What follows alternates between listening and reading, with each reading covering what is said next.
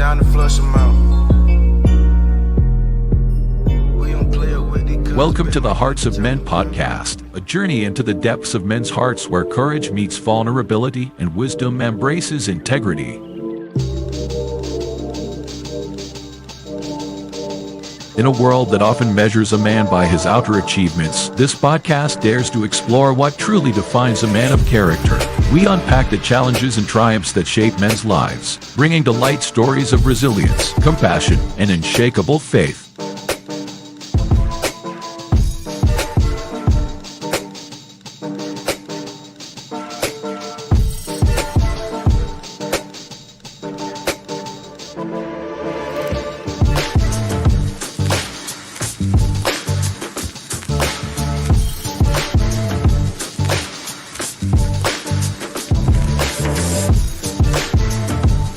We believe that the heart of a man is a treasure trove of untold stories, powerful lessons, and profound wisdom. Through authentic dialogues and insightful discussions, we aim to unlock these treasures, one story at a time.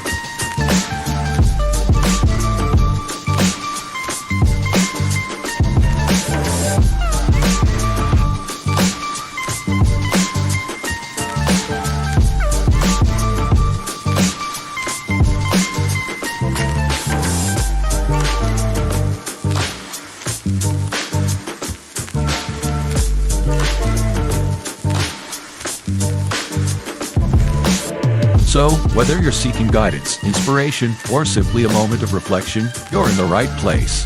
Get ready to be challenged, inspired, and transformed.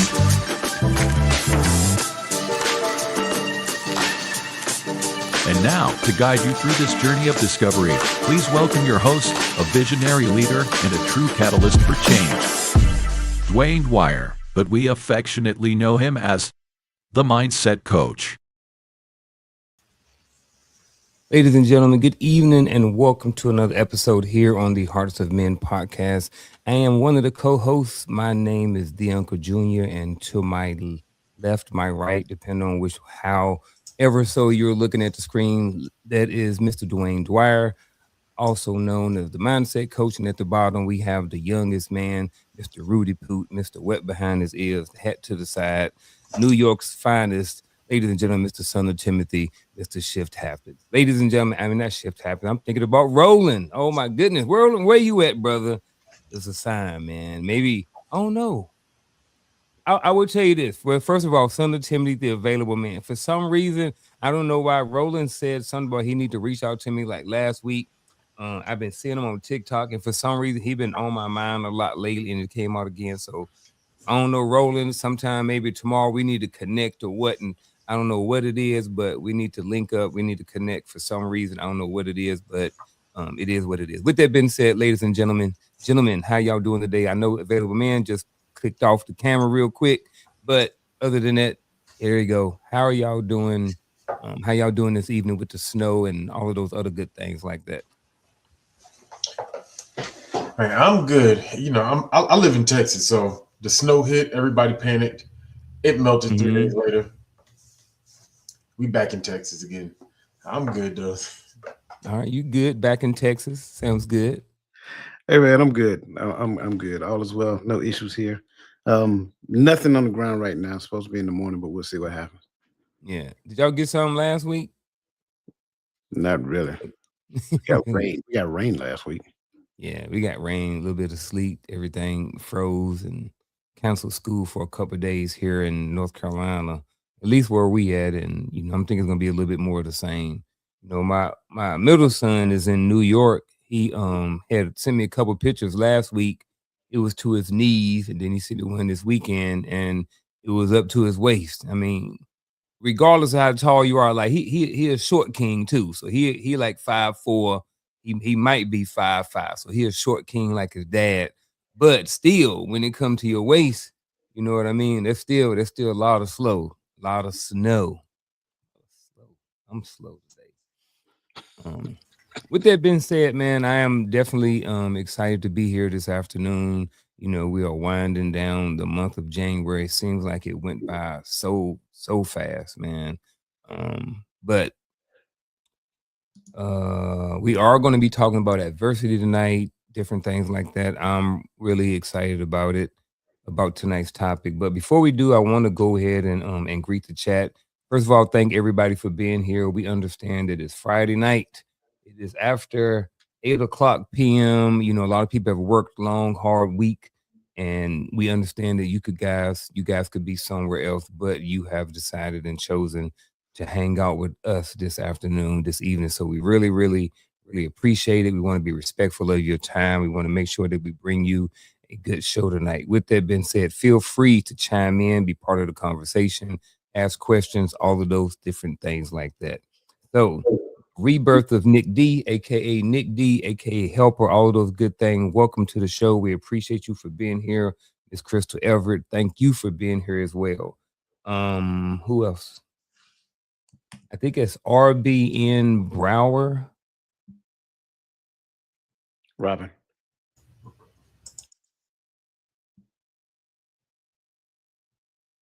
Yes, it's Maya. Thank you for being here. His divine appointment.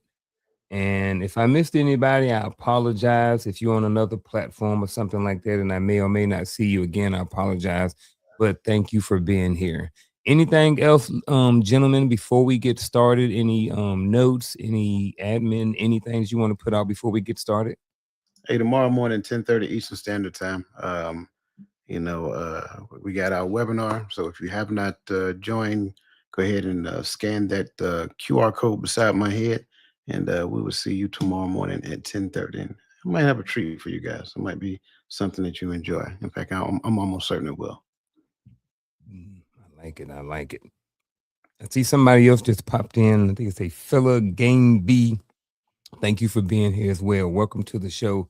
Again, I think the chosen one. Thank you. Welcome to the show as well. So again, if I missed your name, I apologize. Again, welcome to the show. Hit that like button, share it, all of those good things like that. All right, folks, let's get started. Ladies and gentlemen, tonight we are talking about something every one of us in this room and everyone watching has in common: challenges, the stuff we didn't ask for, the seasons we didn't choose, the moments that show up uninvited and say, hey, it's time for you to grow. We spend a lot of our lives trying to avoid adversity, escape it, numb it, or rush past it. But what if the struggle isn't the enemy? What if adversity isn't a detour, but part of the actual path? What if the very thing we're trying to run from is the thing trying to shape us into who we're supposed to become? Every man on this panel has a story where life applied pressure financially, emotionally, relationally, spiritually, and we had a choice. Let it harden us or let it shape us. And if we're honest, sometimes it did both before we figured it out. But the truth is, the strongest, wisest, most grounded version of ourselves was not built in comfort. It was built in the gym of adversity, in loss, in failure, in disappointment, in waiting, in getting it wrong, and having to rebuild. So tonight, we're not here to pretend adversity is fun because it's not, but we are here to explore what it produces when we don't waste it. We want this to be a real conversation, not polished, not perfect, but honest, practical, and hopefully encouraging. And if you're watching this in the middle of a hard season, we want you to hear this clearly. You are not behind. You are not broken, and you're not alone. You might just be in the middle of becoming. Gentlemen, with that being said, want to start to show off with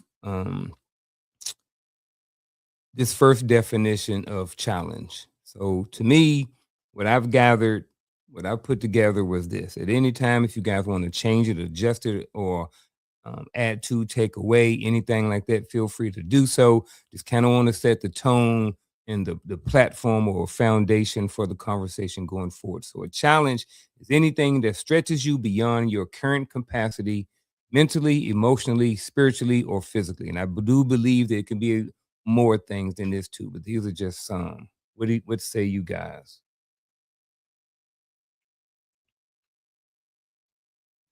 My challenge with this definition Okay. is the word capacity. Mm. I don't necessarily believe that a challenge is something that stretches you beyond your capacity. I believe a challenge might be something that you encounter that might be beyond your perspective. or beyond anything that you've previously seen. But capacity, I'm struggling with that. Okay. That's what we here for. Like it. What about you, Gaddy? I was good with it till Coach started talking. Yeah. Nah. Hey. But nah, I'm good with it. Um, I do agree that a challenge doesn't have to pull you beyond your capacity. Because a challenge can be anything that just diverts you off your direction sometimes, make you take a detour. It could be a challenge. My kids don't always stretch me past my current capacity, but I be wanting to stretch them past their current capacity, you know. But it's as a challenge. I, I get Yeah. it though. So I like what Coach is saying. And I think I agree. I think I want to make a clarification, at least in my mind, and the separation between the two. So I see as capacity as maybe maybe if I'm running something or if I'm an athlete, like my current capacity right now may not be able to run a 6 second 60-yard dash. I don't have, but if I work to it, and I get there, did I have the capacity or did I not have the capacity? Like right now, and I can't do it. But if I work towards it, can I get there? And I guess maybe this is a question, maybe something for coach that I would like for you to kind of rebuttal or kind of respond back to. And I guess that's if right now I feel like, or I think I don't have the capacity to run a 6 second 60-yard dash. But if I work towards it for a year, 6 months, whatever, certain like that, and then I get to it, did I not have the capacity or did I have the capacity? I just wasn't able to get there yet because I had to put in some physical stuff and some hard work and some training to get there. So does that mean that I didn't have the capacity, or is that something totally different? So, to your question, the answer is B. You Mhm, did have the capability at that point in time, but you had the capacity, which is why you were training to get there, right? mhm. So that's why I said I was struggling with that word capacity. It's like saying, um, I don't know. It's just capacity is one of those things, and it kind of really sounds very similar to not the same thing, but it sounds very similar to what we were talking about. I think it was last week, week for last, whatever, when we were talking about a growth mindset versus Mm, a what was the other one? It's on the tip of my tongue and I can't say it. Y'all know yeah, what I'm talking about. Fixed mindset, yeah, right? So it's very similar to that, having a fixed mindset, but it's not the same, right? yeah. Capacity. Maybe I don't have the ability to do it in this moment. Maybe I can't see it in this particular moment. Maybe that's outside of my perspective. But when somebody presented to me, now it's challenging me. It's making me move outside of my comfort zone. And when I move outside of my comfort zone, I don't realize what I'm capable of doing until I actually push myself to the limit to actually do it. Right. So Yep. that point now, even those things that I am pushing myself, that's within my capacity. It's Okay. just not within my perspective right now. Gotcha, gotcha, gotcha. All right. Yeah, I, I'm with you definition wise. Mhm. I, and I guess I really don't have a problem with saying I had the capacity. I just because the capacity to obtain a thing, right? So I feel where you're going, but I think of it like I guess I'm not using the speed to get to the six, because if I can get to the 60 yard, that my capacity to get to 60 yard is there. Now my speed in which I do it is what I train for, but I'm thinking more of when I got if I want to run a 10K and I ain't never ran a 10K, my capacity is where I'm looking at capacity in that aspect from more of a distance, rather than of a the durability of a thing. So that's what I'm looking at it is, that's the durability. And so I do agree that challenges can push me past that level. Like, so my durability takes me to 2 miles, but I gotta get all the way out here. So now I'm running that 2 miles until I can add that extra half a mile, until I can add that extra half a mile, until I can add that until I get to that 10K mark, until I can complete it. You know, and so the challenge was I want to be ready to run this 10K, but I can't run the 10K now. But I don't, you know, but I don't think all challenges has to get me to that point, because I want to run a 10K and I can run a 10K, but I roll an ankle the week before. Now I have a challenge ahead of me, but it doesn't. But my capacity is not stretched. Gotcha. I All hope right, we're gonna that move makes on. sense. Oh, I'm sorry. Are you good? Oh, all right. So we will slide down to the next definition. The next definition tonight is adversity. Adversity is a sustained difficulty, the kind of pressure that doesn't just test your skills, but test your character, your identity, and your resilience. Does it have I'm even pausing as I read it again, especially with the character piece. I don't think necessarily adverse. I think it can sometimes, but I think for the most part, it won't test my character. does it have to be sustained? I don't think it has to be sustained either. I don't think adversity have to be sustained. But then we're looking at sustained, and what are we classifying? What That's are what I was we about to is ask. considered sustained? You know what I mean? Is it 15 minutes? Is it 15 days? Is it 15 incidents? You know, so actually what I'm gonna do, let's just watch this definition. Let's just move on to the here you go for the chat. So here we go, chat. While you at it right there today, go ahead and drop in the chat. What's one challenge you're currently facing or have faced recently? And the same thing with us. I want us to just kind of go around. It don't have to be anything right now. I know I'm kind of putting everybody on the spot, but what's some challenge? You know, I know it's still January, and some people, us, maybe not us, may put on New Year's resolutions, and then statistically, day 10, people are off of it again, and they're back to doing whatever they was on December the 31st. But and for some people, that is a challenge for them that they may be facing right now, is how to get back on the horse from something that they started at the beginning of the year and they may have fell off of. So that's kind of not necessarily my challenge right now, but I see that that's something that's happening right now. And as I look out into the world, is I'm hearing people talking about how they're not on their New Year's resolution anymore. So, gentlemen, what do you think is what's one of your challenges that you're currently facing or have faced recently?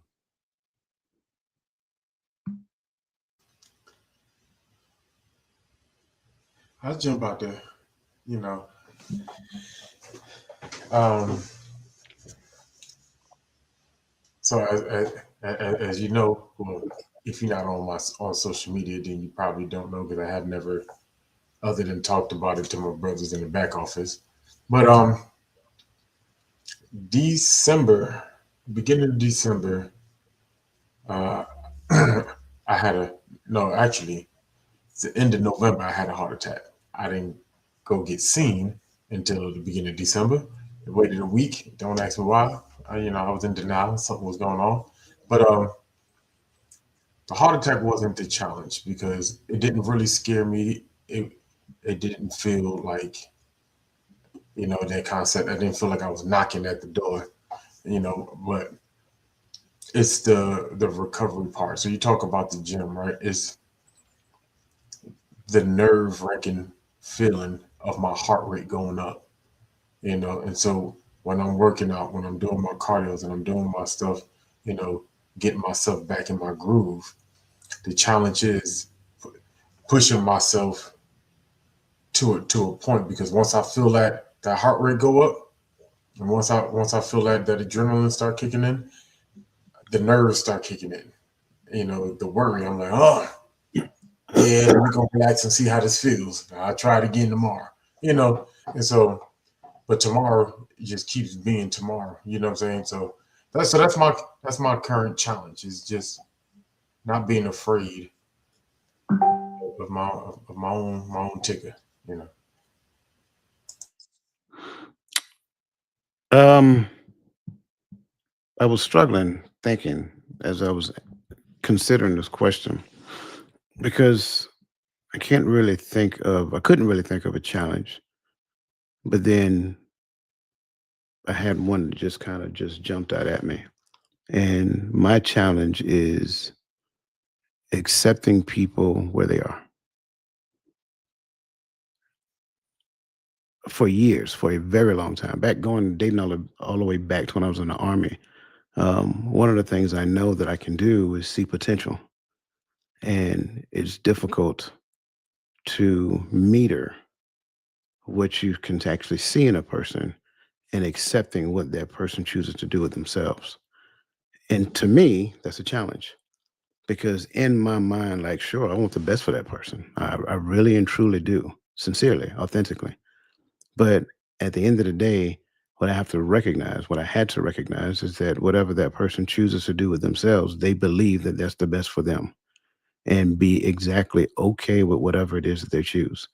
And I don't think I'm the only person who does that. I think a lot of people find themselves in the space of that challenge.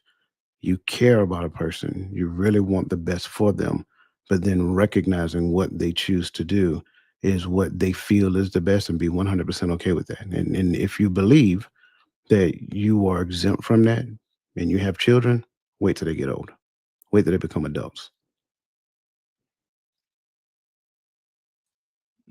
That was a good one.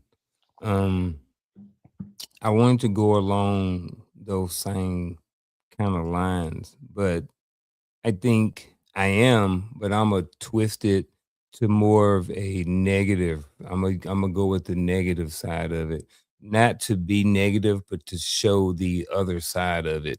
When it comes to accepting people for who they are, that's something that I've been dealing with, or has been something that's been high on my priority list for different reasons, and I'm still working through all of these challenges as far as, like Coach said, accepting people for who and where they are at this particular time and place.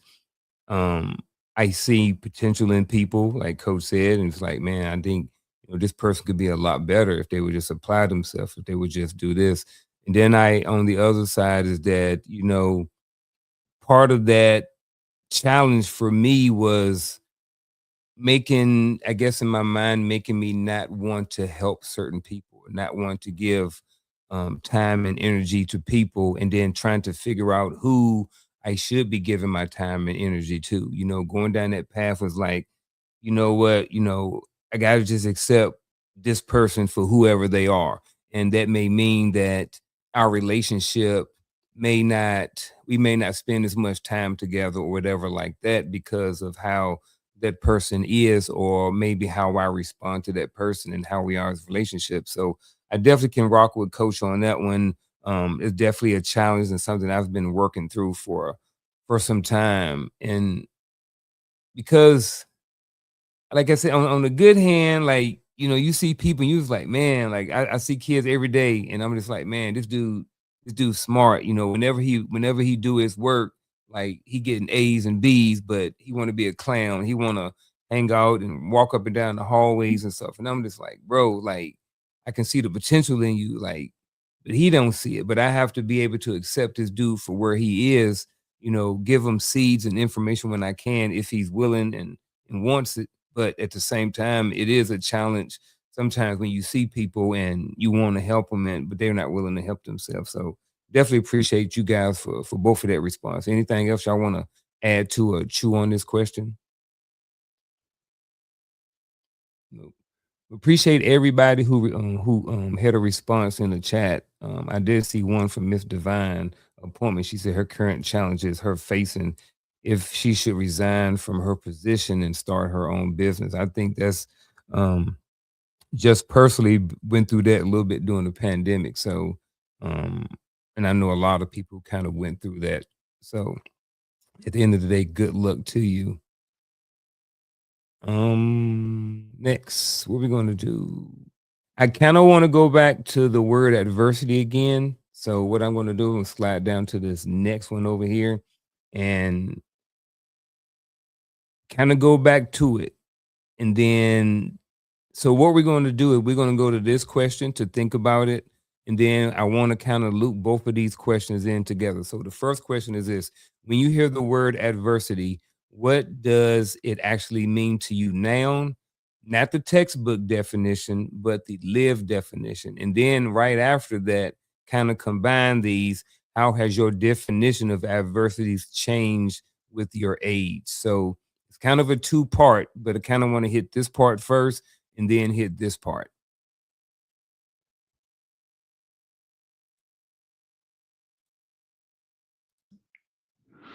Um,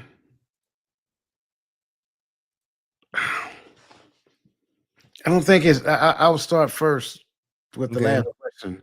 I don't think the definition has changed. Okay. I think my understanding of it has changed. I think when you look at adversity, it is what it is. It's like saying, "Oh, the sun is warm today." Well, the same sun, even though when I was younger, growing up in the southeast, it was hot back then. But it ain't hot like it is now. It's hot to me.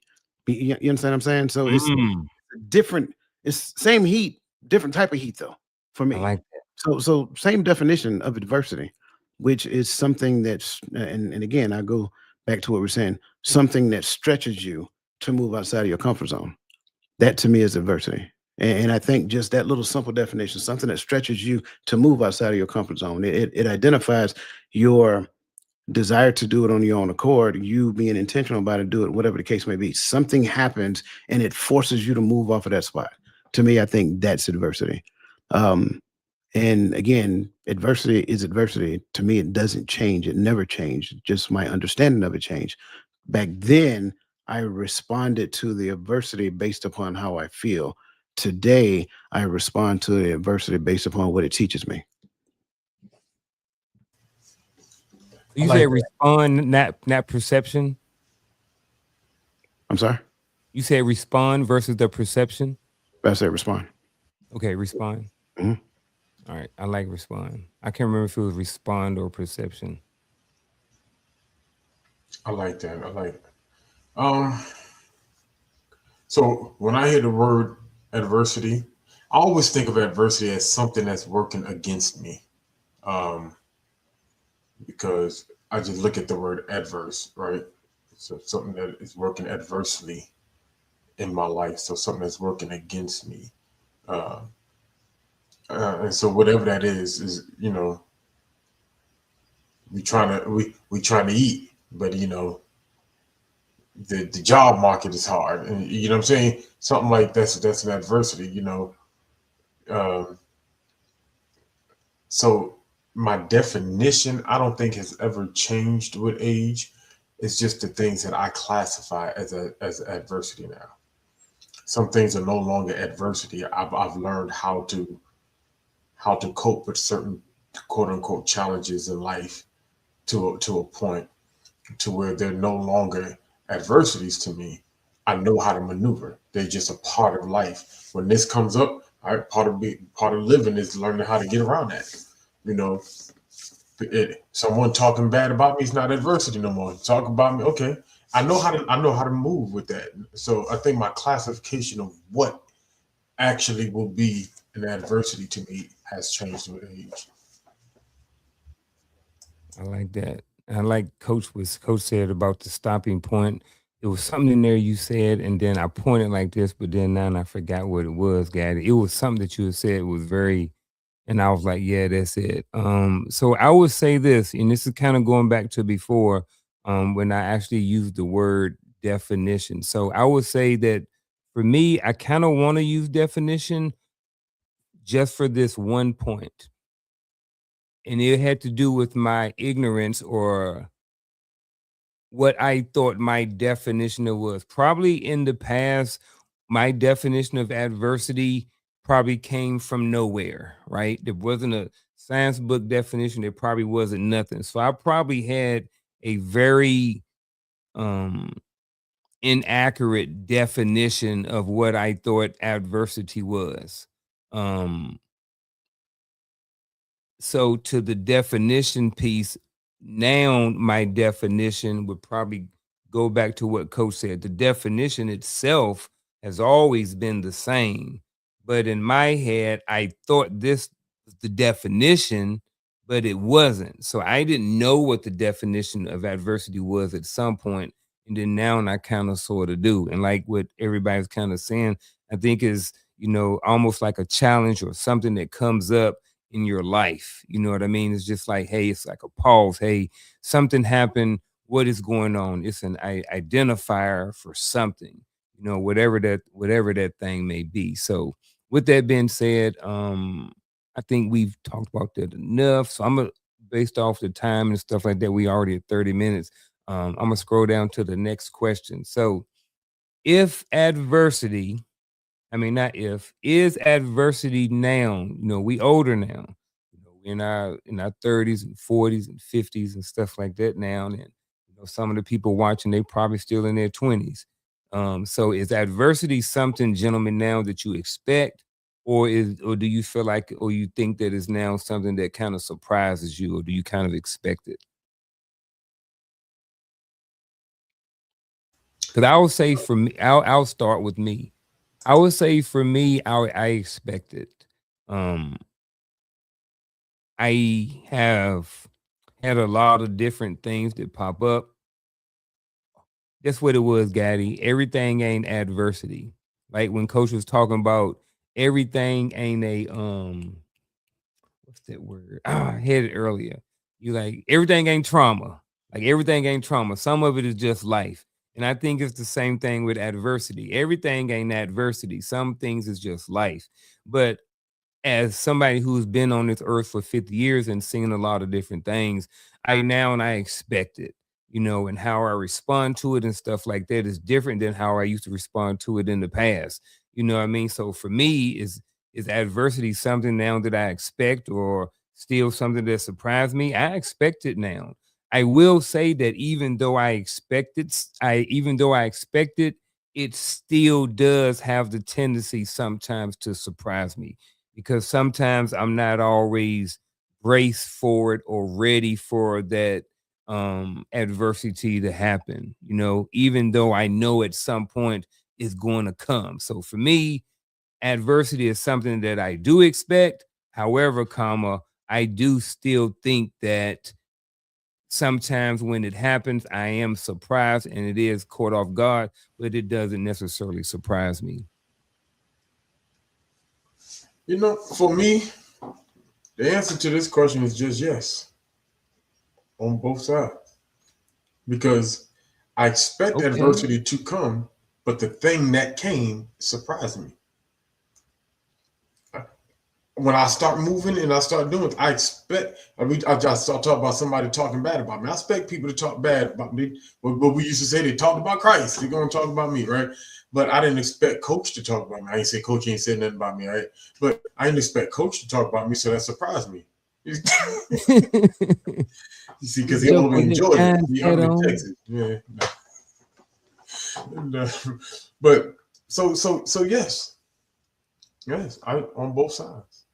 So Yeah, when I you am say one. that, so when you say that yes to both, so when you say you're surprised, in what way are you surprised? Like caught off guard, like I wasn't expecting Coach to say nothing negative about me. I get because that's just how he is. He always got something negative to say about everybody. But Coach ain't like that. So because Coach said it, now that kind of surprised me. You know what I mean? Is it more like that, or is it something different? Like, oh, it just came out of nowhere and I'm surprised. So, and I do like the question actually. So in that scenario, yes, because coaches is not like that, or not even just coaches not like that. Coach is my brother. I didn't expect him to say something negative about me, or I expected him to come say it to me, and not go to social media or not go to Unc or not go to, you get what I'm saying? Like, so that surprised me.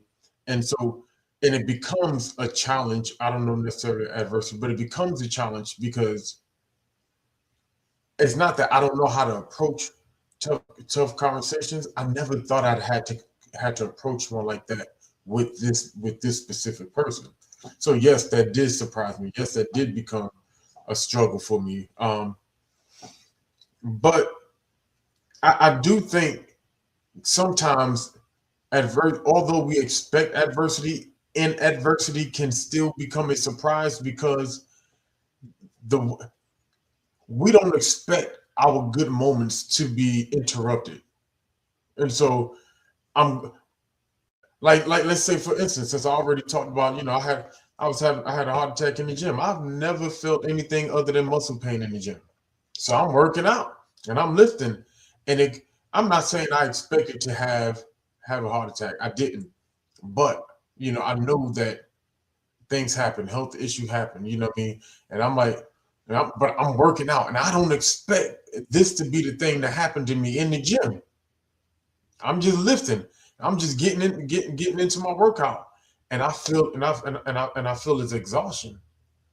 And I kind of realized what it was, but I was like, nah, because I was so in shock. Like, dude, a month before your 40th, this was happening. Nah, it ain't happening.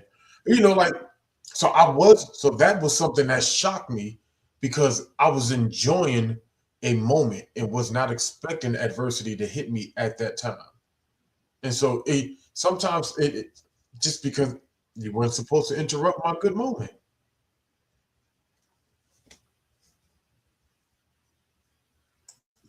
So yeah, I'm with you. The answer is yes for me as well.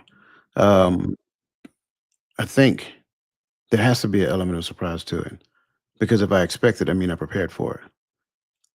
And if we understand what adversity is, like I know you mentioned what I said about trauma. Everything isn't trauma, especially the way that we pattern it in these conversations today.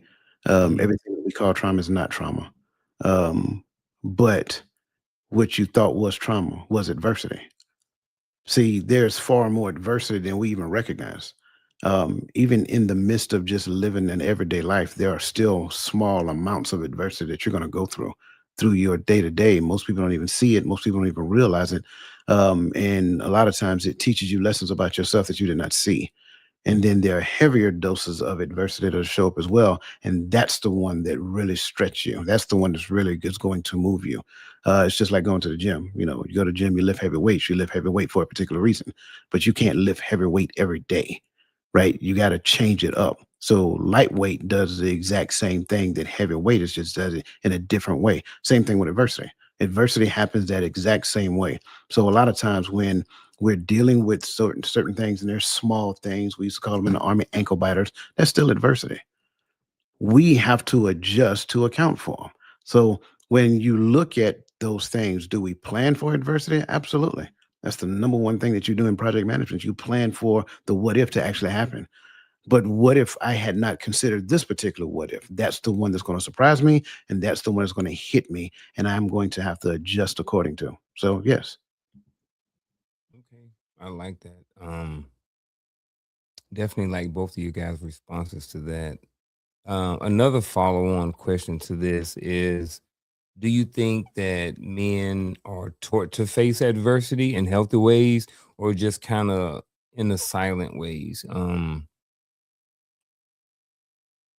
What do you guys think? Do you think that men are taught to face adversity in healthy ways or just in silent ways or even at all? So this question is assuming that men are taught to face adversity. But if you don't want to go and say that men are taught to face adversity, I'm okay with that too. So again, the question itself, but if you want to back it up and not assume that men are taught to face adversity, I'm okay with that and the way that you respond to this question as well. Um, I go first on this one. Do I think men are taught to face adversity? Pause. Yes, they're taught to face adversity according to the person's perspective of adversity who taught them. In healthy ways, No one cared about that. No one even considered that.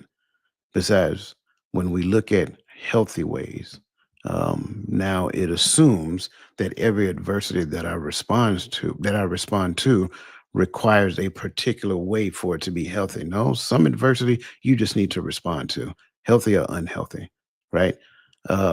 Now, when we start talking about healthy ways, though, we're talking about ways to where I actually understand the adversity and the adversity grows me to move forward, or are we talking about an unhealthy way of it responding to adversity is just me getting from under the pressure of this thing? Because I think a lot of times in your younger years, you look to get from under the pressure of the thing. In your older years, you look to learn from the thing. So I don't believe silent ways is an option because I Hmm. think in most cases, men respond. It may be perceived as silence from somebody else because the response is not what they're accustomed to. But there is a response. That's a part of human nature. You are a communicative being. You communicate in the way that you know how to communicate. And let's just be completely transparent. A lot of men did not know how to communicate verbally what they were feeling. So their automatic response was to be quiet and to think about it and stew on it and process it and make sense of it. That is a form of communication. So I think when we look at this question, do you think men are taught to face adversity? Yes. Most men I know, right? Most of us are taught to not run from problems, to deal with problems head on, to handle it, whatever it looks like, right? Sure. In healthy ways, no one knew that back then. Back then, we weren't even considering that because we were doing it the way that we seen men in our family do it. And if we did not necessarily have men in our family, we found a man and seen how they handled adversity. Then moving forward, we process the difference between right and wrong and then choose better ways to deal with adversity because we identified that the ways that we did it prior to was not, it wasn't beneficial for us. It wasn't beneficial for the people that we loved and things of that nature. But I just don't think that silent ways is an option. I think we responded to adversity the way that you know how until you discover better ways to respond to it. So before you go, son of Timothy, Coach, you kind of said something right before near the end, and then you said something about this before about who's teaching? Who's doing the teaching? Who is this person or who are these people who are teaching men how to face adversity? I think you may have started going towards it a little bit at the end when you was talking about this man or something like that. But just to kind of clarify or kind of help me get a little bit more understanding, who are the people who are teaching men about adversity? Whoever's available, if you're being transparent. That's That's that's what I was that's that's thinking. the honest answer. Whoever's available to teach that man how to deal with adversity is who taught that man how to deal with adversity. Everybody Mhm. didn't have a dad in a home that could teach them those things. You had uncles, maybe, right? Uncles who either were willing to do so or who were just willing to live their own life and do their own thing. And then when they did come around, you got excited to see them. But that's the answer. It's not because I don't think adversity is a gender-based thing. I think Mhm. adversity is a human thing, right? Did I see my mom handle adversity? Absolutely. Did I get the opportunity to see my dad handle adversity? Sure, every now and then. But I see my mom handle it at, more. So did I learn valuable lessons from her? I sure did. And it wasn't her Okay, are yelling we at the top of her lungs either. so are you do you think so all right, so you think about us doing our 20 plus years in the military and Gaddy doing all the time that he did too. I don't know exactly how many, that's why I didn't state the exact number. But like when we see NCOs and officers and other people going through adversity and we learning, are they part of our teachers too if we pick up what they're doing? Like, are they is I guess what I'm saying is life part of our teacher too. Life is the ultimate teacher. Mm, That's the test that you take. Like, we talk about grade school all the time and them teaching you how to take tests, pass or fail. But yeah. life is the ultimate test that you take. It doesn't matter who the person is. You're learning from everybody if you're smart. But you may look at a person, you may have a natural bias against that person. You may just automatically decide, I'm not going to learn from this particular person. Why? Because they don't look like me. They're a different gender than me or whatever. That's foolish.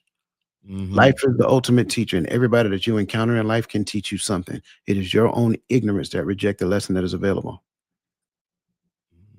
I like it. You got some more. You got some more ammo now to answer this question, son of Timothy. I mean, he took the ammo and shot it all out. You know what I mean? Like, but he went right where I was with this for me. Um, I think it's it's a trick question in the sense of, do you think men are taught to face adversity? Well, what do we and I'm right with Coach X, what are we classifying as adversity? One, and then and then in healthy ways, who's the determining factor of whether or not it was healthy? Because I don't think I ever heard that term, healthy, uh, uh, uh, combative, or any type of healthy problem solving. Healthy. It was just, man, don't you let no man disrespect you. Don't you let no man put his hand on you. The ultimate disrespect is this. Like we were taught to handle things, right? Like at the end of the day, we Just were, not those terms. yeah, Yeah. we were just taught to handle things. Just, you got to face everything. I think the silent thing is more of the emotional conversation, right? At least the way I had it, right?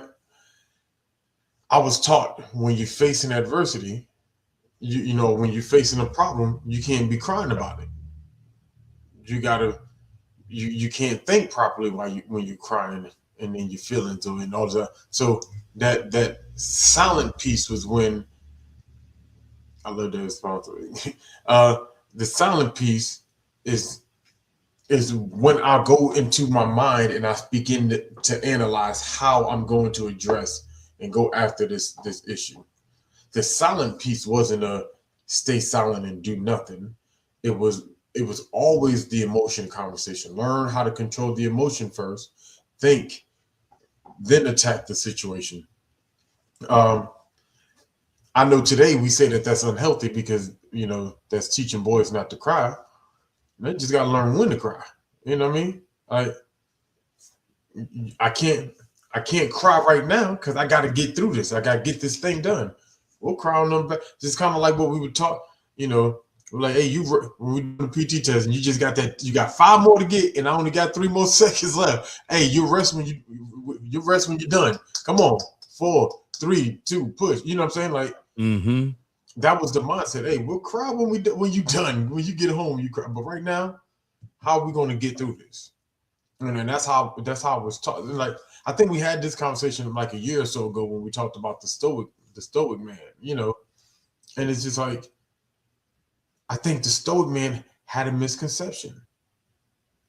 I I don't think silence is the answer, but I don't think all silence is lack of addressing or lack of movement. Sometimes I'm silent because I'm calculating the movement. So And I'll just add a little bit more to this. Coach did a good job of clarifying and the rest of the questions and follow on and everything. So for me, do I think men are taught to face adversity in healthy ways or just silent ways? Um, y'all both kind of spoke on the silent piece, and Coach talked about the response and the communication piece to even the silence. So and then you hit on that a little bit too. But I think that um do I think that men are taught to face adversity in healthy ways? Yes, but I also don't necessarily think that being silent is unhealthy either. You know what I mean? Sometimes, there's adversity, and kind of what Gaddy was just alluding to and talking about is that there's adversity. There may be a space and time where I need to go in silence and think about what the next move is. And it may be a couple of days. It doesn't mean that I'm not going to talk to you. I'm not going to share, but I may be spending a lot more time in thought because there's some adversity going on right here and things need to be adjusted and figured out so something can be moved forward. You know what I'm saying? So it's not necessarily that we're being shut down or dismissive or not talking or just being silent. Sometimes we're just dealing with and trying to problem solve through while we're going through that adversity, and I just wanted to kind of point out that just because you're silent doesn't automatically mean that that is an unhealthy way. I think that if you're using silence in a manipulative way, then I think in that point with the adversity, then I don't think that you should be doing like being silent in that way. But it's for a healthy reason, then I'm all for it. But moving on to the next question, man, I think this is a good one. Um, and I'll actually start with it. What is a challenge you went through that you would not remove from your life because of what it gave you? And mine, honestly, was the challenge of going through my divorce. And then, just some of the things in my past marriage. I have learned a lot of different things going through the marriage, the first marriage, looking back on things, being able to poke out what was my part in it, what was my responsibility, and then be able to go through and figure out how I can be better the next time, or what was the lesson learned from X, Y, and Z. So that was a big challenge, learning how to maneuver with kids and all of these different things. It helped me grow in a lot of other areas of my life because there was just one incident, but it's so big and it has so many different legs in the divorce. I mean, you got wives and husbands, and you got kids, and you got family members, and you got in-laws, and you got relationships, and you got football games. Now you got new boyfriends and new girlfriends. I mean, all of the different challenges and stuff like that that you go through in a divorce, or there's a lot. And when you've been with somebody for a lot of years, 14, 15, 19, 20 years and stuff like this, and then you break up, you know what I mean? Even the challenge of kind of sort of for some people learning who you are again, because you've been with somebody from the age of 20 to 40, you know what I mean? And then now you're single, you've been married and raising kids for 20 years. Now you're single and maybe you're not raising kids. So for me, the big challenge, I know I've kind of long-winded on this one, but one of the challenges that I went through that I would not remove from my life because of what it gave me was the challenge of the divorce and everything that I learned from it. Now that I'm on this side of it. Um, I would say uh, my early life poverty, right? Um, because I learned a level of contentment in life. Like I don't need to hit the lottery. I don't need to be a billionaire, millionaire, nothing like that. Um, right where I'm at, I know what to do with it. I know I know how to use it. Um, doesn't mean that I lose my drive to get promoted. I don't mean I lose my drive to you know walk through an open door when it opens for you, right? And take opportunities that will better you. It don't mean that you don't want to better yourself, but it means that I'm not. I'm never willing to compromise me, my character, my belief, anything like that, for the sake of making more. If that makes sense, So learning that contentment early on in life is like I promise you, when I was a private, that was more money than anybody I knew had at one time. You know what I mean? So for me, I was already doing all right. You got to promote so you don't RCP and get kicked out. But other than that, I've already come up in my mind, and so everything from then on was a plus. Only thing I just wish I had better money management skills when I was younger. But outside of that, So, for the sake of conversation, both of you took my answer, but I can still use that answer. Both Yeah, of you them. can add more to it. Yeah, both of them actually. Um, because when I look at this question, what is the challenge you went through that you would not remove? I don't think I remove any of them because Mm. every challenge I've been through is what created me to be the person I am today. Each challenge was unique. Each challenge brought a different lesson that I had to learn about myself. The challenges that you go through in life aren't about the thing or the person or whatever.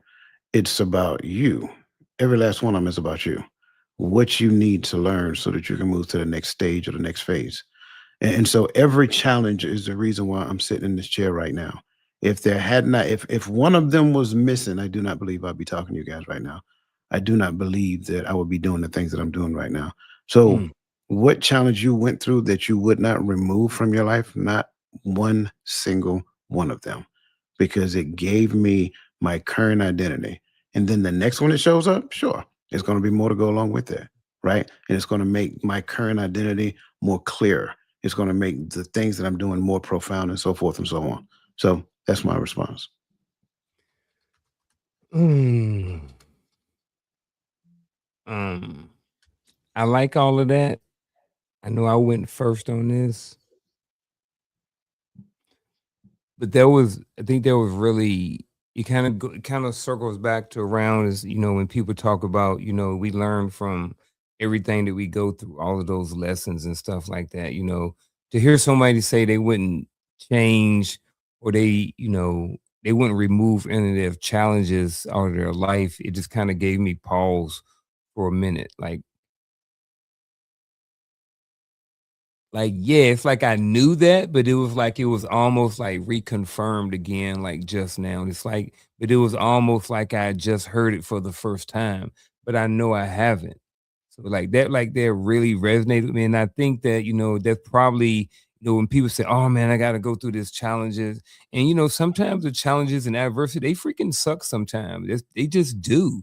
You know what I'm saying? But and then people talking about with hindsight's 2020, you're on the other side of it now. And yes, we are on the other side of it now, but I'm thinking I'm liking that. I'm thinking I'm liking the fact that I wouldn't, you know, remove any of those challenges. But then I think about some of the really hard ones, and I wonder, and like some of them, I was like, man, I wish I wouldn't have went through that. So I don't know. Maybe that's something for me to gnaw on a little bit later on tonight or tomorrow, like that. I don't want to hold up the conversation or anything like that. But But definitely, if I can though, because yeah. so I was on the same thought right now. Hmm. I promise you, when I say coach, I always take my answer, but I went Yeah. first because in my head I was like, let me pinpoint one because I'm thinking on the same mindset. But even what you said, like I think sometimes I'll be like, there's some things that I've learned from certain things I've went through that I wish I could have learned a different way. All right, glad I learned the lesson. Wish I had a different teacher. you know, but when I get in that thought process, my mind goes directly to, am I challenging the Most High? Is there, because think on this, is there another way that Job could have learned the lesson that God is in control? Is there another way that Satan could have known that Job was going was not going to curse the Most High and die?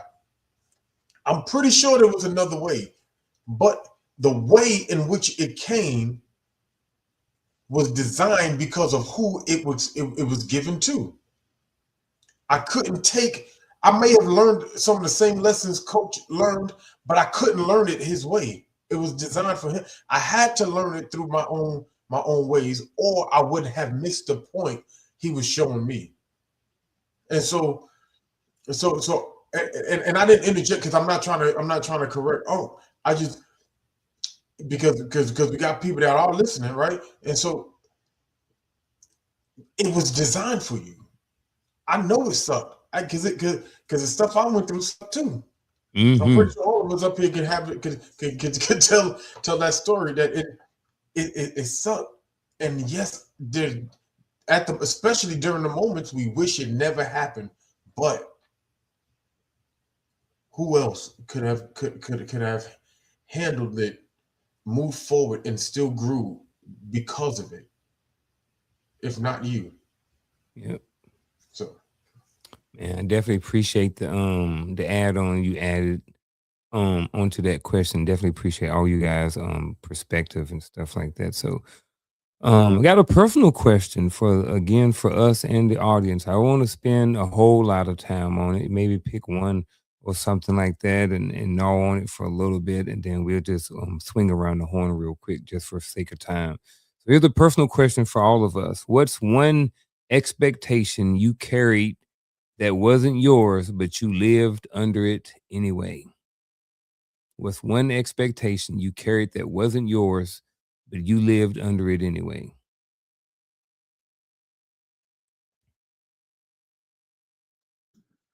I think if I have to answer this question as is, um, for a very long time, I carried the expectation that I had to be twice as smart and work twice as hard because that's what was taught to me. If you want to be successful in life, you're going to have to work twice as hard and you're going to have to be twice as smart. So I became a hardworking nerd. And then I didn't like back then, I didn't like the effects of being a nerd. So I was that nerd that stayed in the shadows. I had nerd like qualities, and people who knew me knew, right? I was a nerd, but then I kind of like, I wanted to be with the cool kids, right? Everybody did that. So, I did not display. I would sometimes act as though I didn't know. Um, and so, yeah, I mean, that's it. I don't. There's not a whole lot of expounding on that. Like twice Mhm. as smart and twice as hard. That's it. Yeah. I'll let you go last, Gad. I'll let you clean us up. Um, for me, mine is that I gotta be strong all the time. Like, when you grow up as, a little boy and you get told to, brush it off, suck it up, and then you're into sports and it's, relearned and you get the same thing there. And then you go into the military and the same thing is, and then you become a father, you become a husband, and then every place where you go, you're not expected to be weak. You are expected to be strong everywhere you go. And I think that's something that I definitely used to carry. And it doesn't mean that I'm weak, but it just means that I don't necessarily have to be what someone else's expectation or definition of strong is. You know what I'm saying? I don't let other people determine for me what strong looks like anymore. And for me, just because, you see me, Gaddy running his mouth and we at the club or something like that, probably ain't at the club, probably ain't running his mouth. And then I turn away, like back in the day, it's like, oh, he a punk now. Like you may look at me and it's like, man, what's wrong with this clown over here? Like, but it's like for me, that's the strength. The strength now, well, back then the strength was getting into it and scrapping with Gaddy. Now the strength is it looks different now. The strength is walking away, living, to fight another day, not getting pew-pewed at the club, being able to make it back home to my wife and kids. You know what I'm saying? Like all of those things that you don't necessarily think about in the moment, when I was younger, I do now. But what I'm saying for me is, that expectation that I carry with me is that I had to be strong all the time, no matter what. man, that You was you you you know you know Gaddy like 6'2", right? I'm just want to put that out there. Just Is he for real? You that tall? nah, man. Oh, I'm like I might be the tallest one on this panel, but I how ain't. are you? Nah, I'm 5'11". Oh, you taller than me. I'm like 5'6" and some change. Yeah, I'm taller than everybody on this, and it's sad. Ain't none of us 6 feet. I'm the tallest one on the panel. okay. I'm going back on mute now. I'm done. Hey, real quick before you go, I definitely want to take a quick second to shout out everybody who donated. Definitely appreciate every single seed that was donated into this podcast, into this Hearts of Men, into Empowering Perspective, into all of that stuff like that. Definitely appreciate it. RB in Brower, his divine appointment, and anybody else that I may have missed. Definitely appreciate the donations. Appreciate you. All the money and proceeds would definitely go back into building something bigger and better, and giving you guys exactly what, not exactly, but back into the production and stuff like that. So let me shut up and let Gaddy answer this question. Again, appreciate you. No, definitely, absolutely appreciate it, man. Um, it's part of the way we keep Coach from going deep into his pockets, so we can keep giving y'all quality.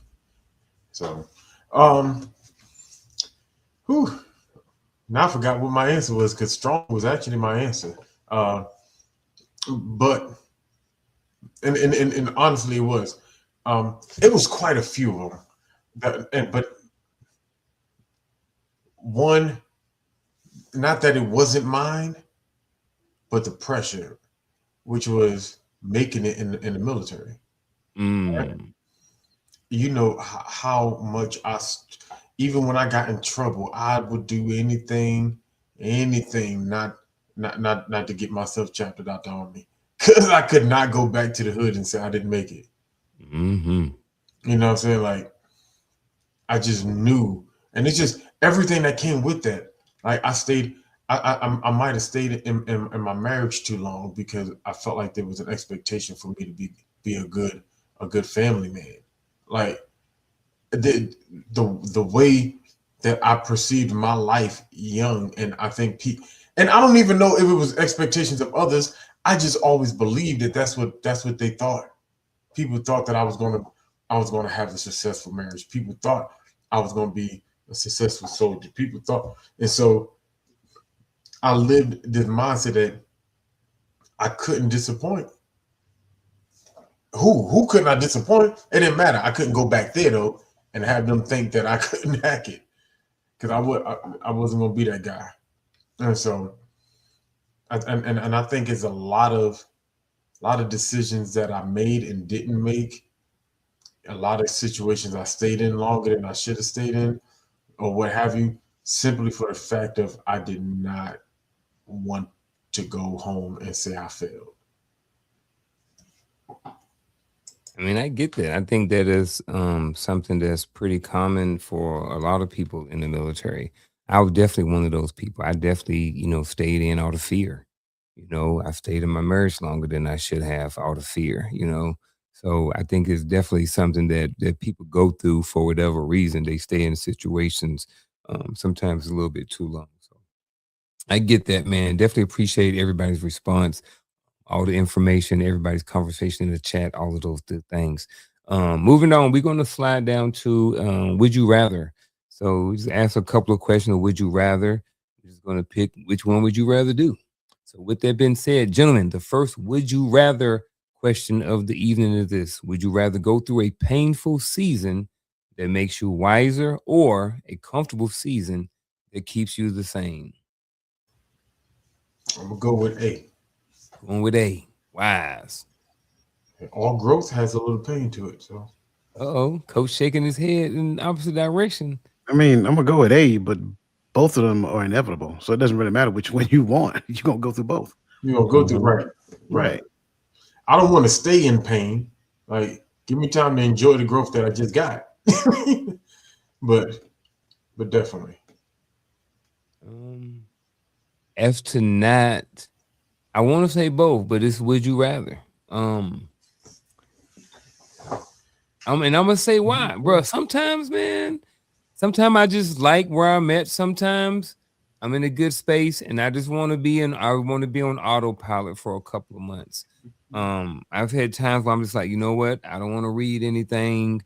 I don't want to grow right now, and it don't mean I want to grow all together, but maybe let me take it back. Maybe it's to focus on certain things during certain amount of times. I've had taken kind of brain breaks where I've like taken a couple months off where I like didn't read any books or anything like that. I may have just listened to podcasts or watched YouTube, but like maybe not did something just to kind of be like, oh man, I don't know. I guess maybe because I don't know. I don't always like reading, but I don't know. I guess if I had to choose one, I'd probably still rather choose go through a painful. It sounds like you said both though. Yeah, but I'm trying not to. This is called Would You Rather. So the goal is to just pick one, It is but inevitable. It doesn't matter. yeah. Yeah. Right. All right. Let's go to the next one then. Would you rather fail publicly and learn fast or struggle privately and never talk about it? Do I have to fail publicly to learn Right, that? I mean, right.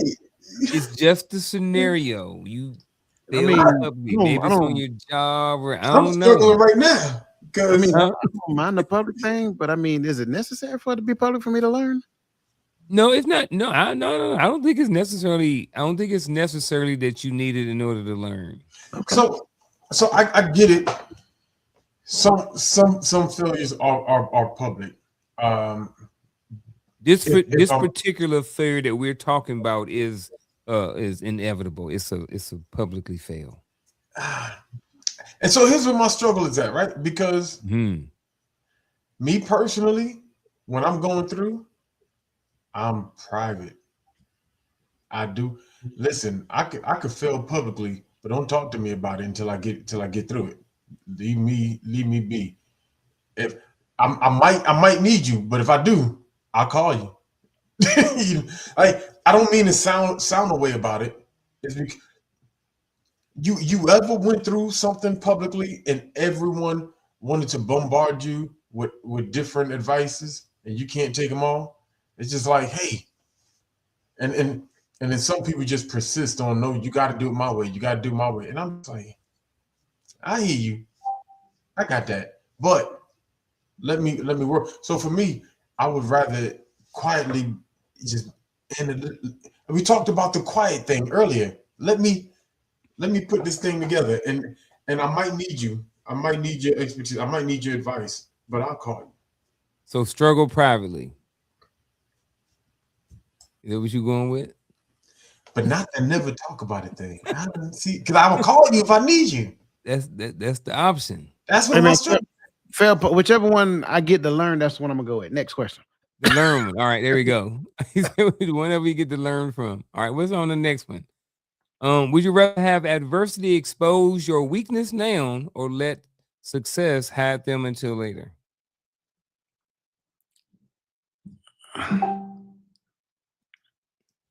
I'm Right. At 20, 19, 18, expose my weaknesses so I can learn and grow. Right? I don't care. At 40, listen, I still want to grow, right? But if I've met success in the area, what what, what am I reaching now? I'm just struggling with the parameters. Again, That's why I'm dancing because I'm trying to find my way in the perimeters. I'm not gonna dance. I'm stepping on toes. Step on toes. Does success mean that I don't see my weaknesses though? Mm-mm. Right. So that's why I'm like I'm scratching my head with this one. Like, okay, again, whichever one means I learn now. But again, I think a misconception about success is that we don't get to see our weaknesses. That's not true. We can still identify things that we're weak at in the midst of achieving success. I mean, I know I'm messing up the game. My bad. I'm just saying. No. You good. You good. I get it. Because I'm there though because my question is if I'm reaching and I kind of got an idea where we're gonna go, but I want to hear one of y'all break it down now, and I know we're coming on time. But if I'm met because I'm putting this in specific spaces, right? I'm not just talking about overall life, right? Because we all will always have weaknesses that we can grow with, right? But if I met success in this specific area, you know, what is my necessity to address every weakness?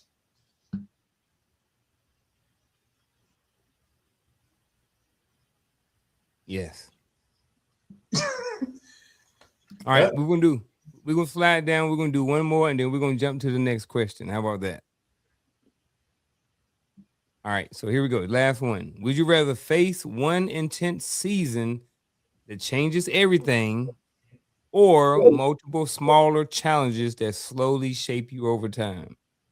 And again, I do think this is something that inevitably both happens, but it can happen that both can happen.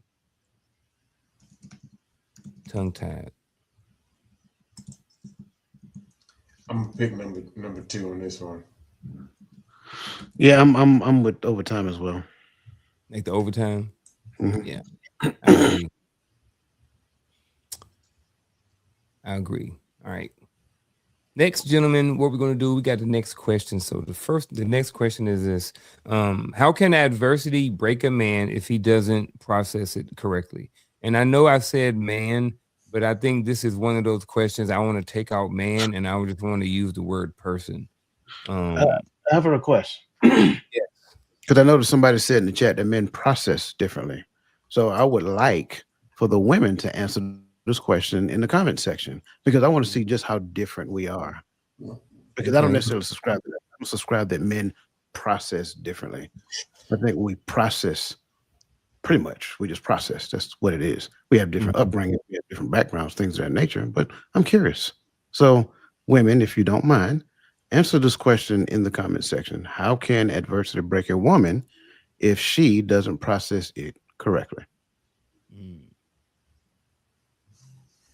All right, here we I go. like that. I ditto that request. um, hmm, how can it break a man? That's the part. Hmm. So, to be honest with you, when I hear the word break a man, if he doesn't process it correctly, it for me it's the situation, right? So if the adversity especially is family related, because let's just be honest, a lot of everything we're taught and a lot of everything, even the process differently concept, is because we're taught everything from a be prepared to take care of a family aspect as men. All right, you know, you make this much money because you got to be able to take care of family. You know, you got to be able to maintain the jobs so you can take care of family. You got to be strong so you can be able to take care of your family. You know, all of these things we're talking about, we was always taught it from a family perspective, right? And so, at least I would say in large, because I know there's nothing absolute, right? But but with that, with that in mind, if my finances become an adversity and I can't feed my family, and it breaks a man if he don't process it. Like the hard part is when I hear my kids say I'm hungry and I ain't got nothing and I can't do nothing about it. You know that could break a man. But I don't know if it has to do with how he processes it because it's in the moment. In that moment, it could break me. And in that moment, and breaking, I don't know what y'all think about it with breaking, but and obviously I'm speaking from the things that I've seen personally in my life, right? You know, but I watched my mama more struggle trying to feed us, and, and when it broke her, my mama went to go do some things to get the money, right? For men, we're not going to do the same thing my mama did to get the money. We're going to do something a little more violent sometimes. Some people hit that breaking point because you don't want to see your kids starve. You don't want to see, you know, somebody hurt your family. So you go and you react a certain way. You don't want to see nobody disrespect your wife. So you go just to stand on her honor. The breaking point is more of in the moment. So I'm just having that problem with process correctly because some situations sometimes deem for an immediate action. And so, how do I process it if I have to act now all the time? And sometimes, and that's why it's good sometimes to have been brought up properly and have seen your father. I think Coach addresses, having seen your father handle things because some things I need to be able to handle right now. So I can word spill on this, so I'm a hush. No, I'm with you. I'm with you with the process correctly thing. That's kind of like what I talked about previously. at some point in your stage in your life, and I love how we answer questions today because a lot of times we tend to answer questions today with our current level of awareness as if we never had a previous level of awareness, right? Um, and it's funny to me. Um, but I think for the most part, I answered this previously. I made mention of at a certain point, at a certain stage in your life, you may have understood something and it may not have, that adversity did not necessarily work out in the way that you wanted it to, or that thing didn't work out the way that you wanted it to. And it was an adverse situation. And therefore you respond in a way that was less desirable. You probably moved around that adversity. You found a quick fix to it. Because at the end of the day, going back to what Gaddy said, like I had responsibility I had to take care of. Moving forward to today's awareness is totally different because now it's all about staying here and understanding the thing that the adversity is trying to teach me because that's why it showed up. It showed up to teach me a thing. So when we look at this particular question, like how can adversity break a man?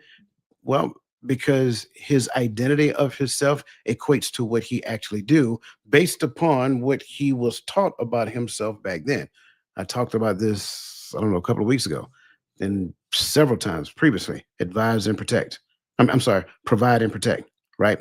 So if that's your identity back here, provide and protect, whenever I'm in a situation when I can't do one or the other, I revert to some type of means so I can get back to doing that as fast as I possibly can. Might mean getting a second job. It might mean doing something on the side to make some money, whatever that looks like, right? Because again, that's the identity back then. And I think that proves true for everybody. I don't care who you are. Whatever your identity is, if for whatever reason adversity shows up, you respond to that adversity according to the strengths of your identity. But if adversity exposes one of those things that you perceive to be strong, now you're going to spiral because of it until you learn how to respond in a different way. The term breaking, I think a lot of times we think it is a bad thing, it's a not so good thing. Listen, you got to break a horse before you ride it. You got to break a wild animal before he can actually be tamed. So were all of you. Every person at some point in time was a wild stallion that needed to be broken, and adversity was the tool that was used. Adversity was the thing that showed up to break you out of whatever it was you was going through. And then now you learn something different. That's why I say it teaches you a lesson about yourself. So processing it correctly is based upon your understanding of the adversity. Correctly is, I mean, that's here and that's here nor there. And so now what that looks like moving forward, I process it differently. And when I process it differently, to you, it looks correct. To somebody else, it looks correct. But you have no idea what's going on inside of here because there may be some things that show up within this box. I don't want it. I don't want to go through this again because I've seen this movie before. So I'm going to ensure that everything I do ensures that I don't experience this over here again. But now, how can I ensure that the experience is a new, more profound experience that moved the needle positively in the direction in which I'm trying to go? So that's the point that I'm trying to make. Like, we believe that we're all different. But if we're all different, let's throw the Bible in the trash and let's stop going to the doctor because the only thing they're telling us is how much we're all the same. So if I highlight on my little individual different, my little nuance, the one little thing that makes me unique from Garfield and make me unique from Gaddy, then does the Bible work for me? Does it work for Gaddy?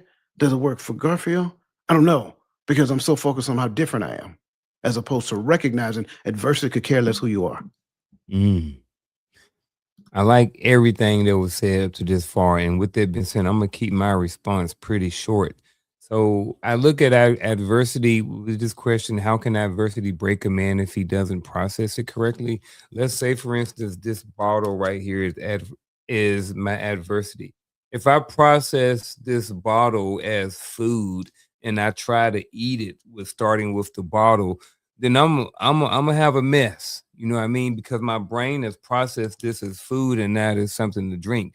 So if I process this as something to drink and I take the top off of it and drink it, more than likely everything should be good. But I can see how if I try to go down a different path, whatever that path is, and the processing or what I think about that adversity is wrong or processed wrong, and this thing, I'm way off glide path. I'm way off my target.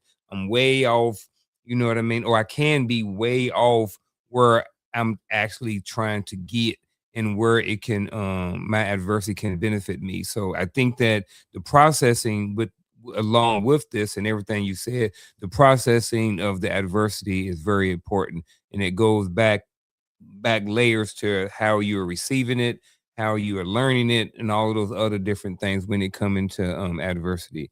For the sake of time, excuse me, what we're going to do is we're going to go to a scenario. Actually, oh, Coach, before we go to the scenario, do you want to? Haven't looked too much at the chat because I was finishing up right here. Do you want to? Did we want to go back and address any of those questions or those responses to this question in the from the chat? Um, I tell you what, for the sake of, I want to see where to start at. Um, so I think this is the first one. We will stay Okay. in the cycle of life until we get wisdom, knowledge, and understanding of what decisions, changes we need to make to come out of the situation. Okay.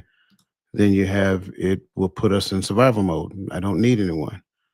I would say adversity can keep a woman stuck in that season, reliving the same mistake and becoming a professional victim, never owning her part to move through it. I think men respond more. Okay, now that's not what I'm looking for. There we go. I think women process emotionally first. Unprocessed adversity can quietly fracture a woman from inside out. Pain turns inward instead of being released. Um, I'm not sure if this is one. I'm just saying that you don't have someone that you can support. Okay, struggle privately. We got it. Um, adversity doesn't automatically make a woman stronger. Um, yeah, so I think what you're seeing is a consistency, some degree of consistency of comments, and then that's the whole point that I'm making. It does not matter what your sex is. Human human behavior is human behavior. Sure, there are certain nuances that exist, but the nuances aren't the major thing. It's the fact that there's an external factor that is affecting the human. Now, how is the human going to respond? All right. All right. Yeah, I think when we talk about the differences, I think it's the outlet, not the process. Right. So what we're gonna do, we're gonna hit this scenario one real quick, and then we're gonna follow up with the final thoughts. We'll go Gaddy, Coach, and then I'll clean this up at the end. So here's the scenario. Chat, feel free to respond, chime into this as well. You're in a loving relationship, but constant conflict forces hard conversations. Do you see do you see the tension as a warning to leave or an opportunity to grow, communicate, and mature? And then explain. This is Tyrone. And maybe Tamika. Is it Tamika? Yeah, I think it. Uh, so we start off with saying you're in a loving relationship. Loving relationship. If we're in a loving relationship, one conflict shouldn't be a sign to leave, right? Because we're saying it's a loving relationship, so that's a precursor to a type of relationship. But then you say, but constant conflict, like so, we're talking about the same thing every day, and it's creating hard conversations. We I look at that and I'm like the relationship is loving and we're having this one conversation every day. I'm assuming it's the same conversation every day about the same thing that's bugging me. Why why is there an inability to adjust in this place? Because we need to address that instead of because because what are we trying to do? I think it sounds like you're trying to get me or I'm trying to get you to stop doing the thing that bothers me, right? Versus trying to understand why you do the thing, you know, and is it something that I can begin to? Because I don't think I think sometimes we get bothered by stupid things when we're in relationships. I see you every day. I listen to you every day. I watch you every day. I smell you every day. I just don't like the way you smack your teeth when you eat. You know, now I want you to change the way you eat. Like that's petty. So really get to the nitty gritty of why this bothers me and why are you attached to it, and then we can address it that way. Because the precursor, you're in a loving relationship. Now, if you didn't put the precursor, what type of relationship, depends on what it is. You can play with the scenario a little more for me, because now I'm in the space to where I'm trying to figure out, if everything, if every boundary that I've put up, you had to cross, everything I said you had to do the opposite, or everything I'm involved with you had to demean, and so we keep having these conversations. Okay, the problem is you don't either there is no you don't respect or love me in this relationship, and so what are we doing? That's the next conversation. But the precursor in the lover relationship, I'm readdressing how I look at and how they look at whatever this issue is. Okay, I'll be real quick, Coach, and I'll let you clean this up. So you're in a loving relationship, but constant conflict forces hard conversation. Do you see the tension as a warning to leave or an opportunity to grow, communicate, and mature? I'm kind of going to say a little bit of both.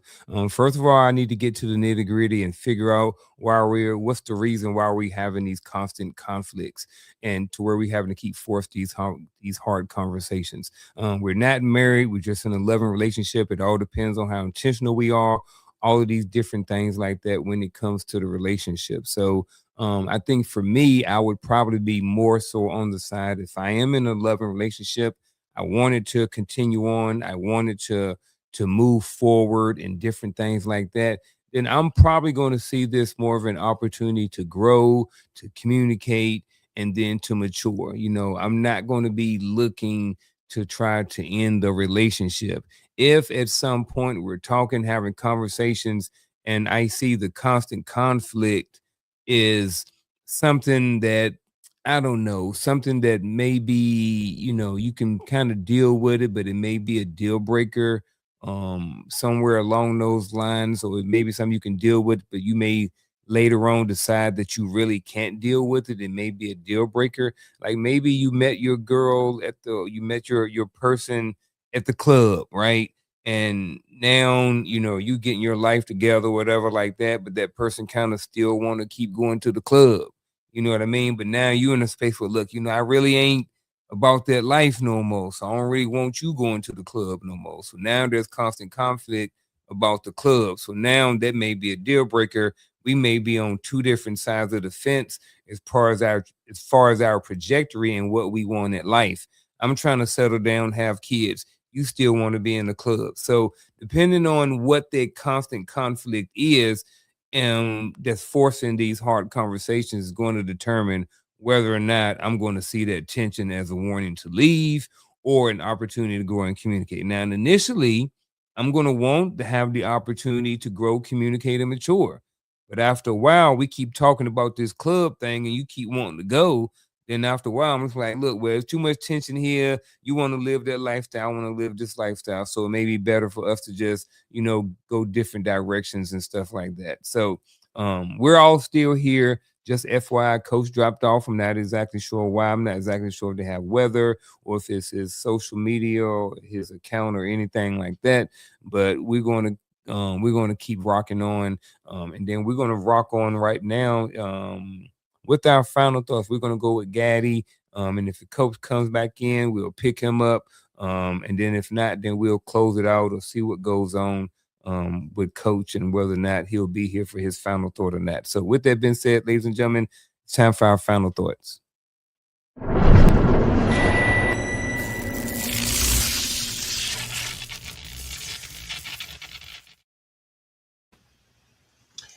Man, I enjoyed this conversation. I enjoyed the chat. Y'all were on fire today. And thank you, Unc, for bringing this topic and the powerful questions.